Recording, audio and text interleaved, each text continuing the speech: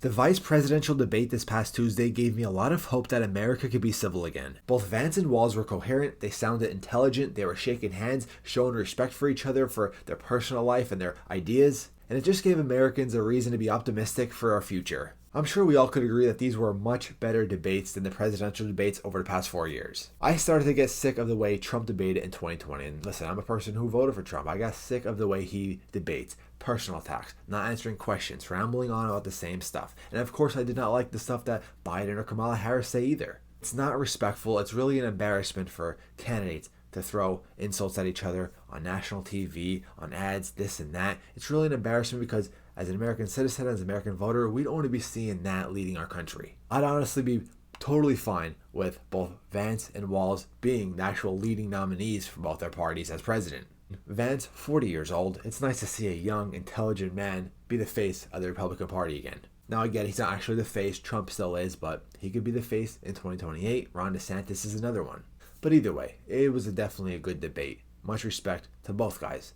Moderators, not so much. They tried fact-checking Vance, and everyone's bashing Vance on the Democratic side because he called out that fact-checking. And he should have called it out because they said before they weren't going to fact-check. And this is a problem because it gets in the way of the debating. If people at home want to really fact-check and do their own research, if Walz want to calls out Vance for it, then he could do that. Not the moderators. Moderators should be asking the questions. So we really got to figure something out with the moderators. I mean, we've been having problems since 2012 with the Romney and Obama debates. Have no moderators. Just have a list of questions. Just have a simple person just simply ask the questions. I mean, I don't even know what they could do.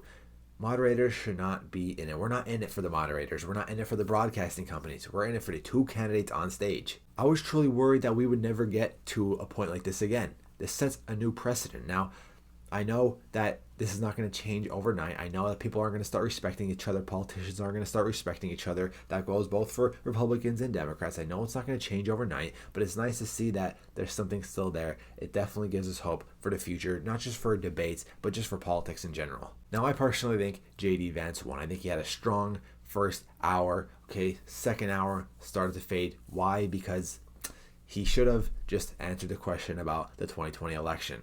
I get it. They're trying to save a lot of the Trump supporters that are left who keep calling out the rigged elections, and I think it's stupid. I feel like it's hurting the Trump party more. It's hurting Vance more by just not admitting it, that they lost the election.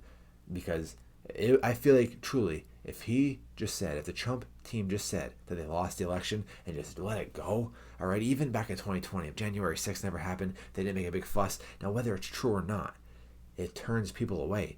It's a big reason why, alrighty, the race is as close as it should be. It should not be this close. Trump had better policies. He should be winning. But why do people not want to vote for Trump? Why are people voting for Harris? Because they don't like Trump. They don't like the way he handled the past election. If the Trump team could just say they lost the election and move on, they'd win so many voters back. A lot of the independents would come to the Trump side. All the voters who voted for Trump in 2016 and 2020 and decided not to vote this year and they were on the fence, well, they could come back. Continuing to not answer the question about whether you lost the election or not in 2020 is, one, not going to get any voters back, and two, possibly lose a lot of voters as well. Trump did the same thing in his debate with Kamala Harris. He'd ask questions, and instead of answering them, he'd beat around the bush, and every time I'd watch, I'd just be like, just answer the question. You're only hurting yourself when you don't answer the question. Now, from Vance, what I'd like to see is actually Vance talking a lot more about Walz's policies as the governor of Minnesota, talk about the BLM riots, talk about the immigration issues that he had,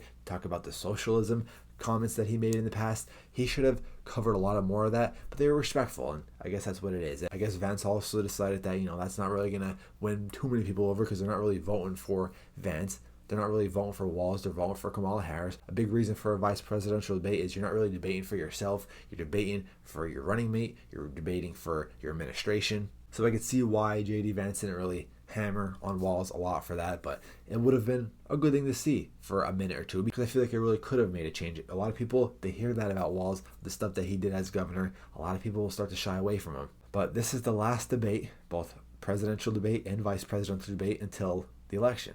All right, I wish we would have got to see another Trump versus Kamala Harris debate. I mean, I don't know if I really do wish because the way of how bad and Trump is at debating, but it would have been nice to see another one. I think we deserve to see a better one, especially that's with unbiased moderators. But let me know what you guys think of the debate. The main reason why I want to make this video really is just to say I'm happy that it was a good debate. I'm happy it was a respectful debate. I'm happy that it gives us hope again that we could have more respectful debates in the future. It gives me hope that we could stop and chill with the insults, but that's not really going to change much. I mean, that changed after Trump almost got killed. Alrighty, it didn't change. It's unfortunate. And listen, I'm not just blaming Democrats. I'm blaming Republicans too, mainly Trump. I get it. Trump, one of his biggest enemies is his mouth. Honestly, I'll admit that.